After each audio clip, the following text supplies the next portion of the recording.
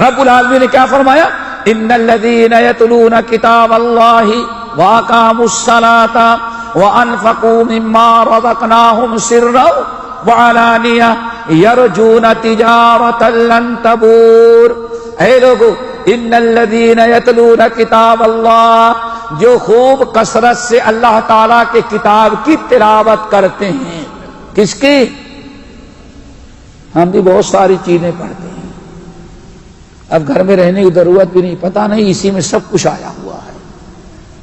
ہاں، اللہ کی کتاب، ان الذین یتلون کتاب اللہ، بے شک میرے وہ بندے، اللہ فرما رہے ہیں سورہ فاطر، ان الذین یتلون کتاب اللہ، یقیناً میرے وہ بندے جو اللہ کی کتاب کی تلاوت کرتے ہیں اور نماز قائم کرتے ہیں، وانفقوا مما رزقناہم، اور جو ہم نے رزق حلال دیا اس سے وہ خرچ کرتے۔ کتنی عبادتوں کا تذکرہ؟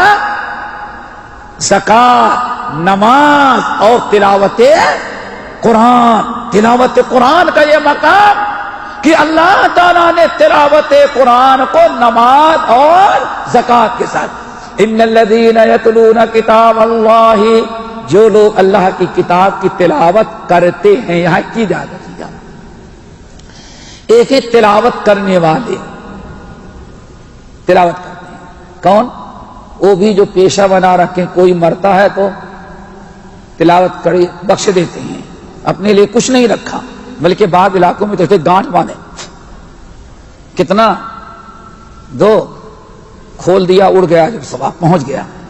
ایک تو یہ بھی تلاوت کرنے والے ہیں، دوسرے وہ ہیں جو ماشاء اللہ رمضان میں ایک ختم کر لیا تو سمجھتے ہم نے قرآن کا حق، اب اس کے بعد نہیں، بند کر دیا، اب اگلے رمضان کا پھر انتظار، یا کہیں مردوں کی قرآن خوانی میں پارٹی ہے تب جائیں گے ورنہ اب نہیں۔ اور ایک وہ ہیں جہاں موقع ملا قرآن کی تلاوت، فرق ہے۔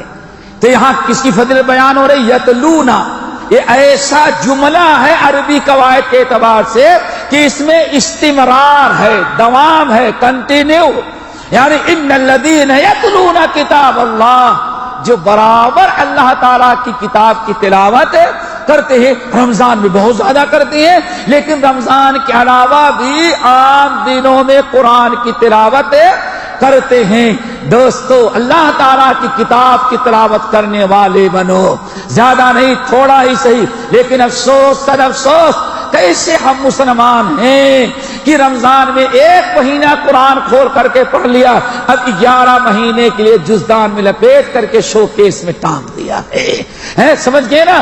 اور میں برابر کہتا ہوں، ٹی وی اور فلمیں تو سال کے 11 مہینے کھلے، صرف رمضان میں چادر اڑا دی گئی، اور لیکن اللہ کی کتاب کا معاملہ آتا ہے تو ایک مہینہ پڑھتے 11 مہینے بند، اور ٹی وی ایک مہینہ بند رکھتے 11 مہینے کھلا رکھتے۔ ذرا سوچو، تمہارے گھروں میں ٹی وی کے برابر بھی قرآن کی اہمیت نہ رہ جائے، یہ کتنی بڑی بدبختی اور بدنصیبی ہے۔ قرآن کی تلاوت کا موقع نہ لگے، ہر چیز تم پڑھتے ہو، نیوز دیکھتے ہو، ڈرامے دیکھتے ہو، میچ دیکھتے ہو، کتنا وقت اپنا لگا دیتے ہو، لیکن اللہ کی کتاب کی تلاوت کے لیے آدمی کے پاس ٹائم نہیں۔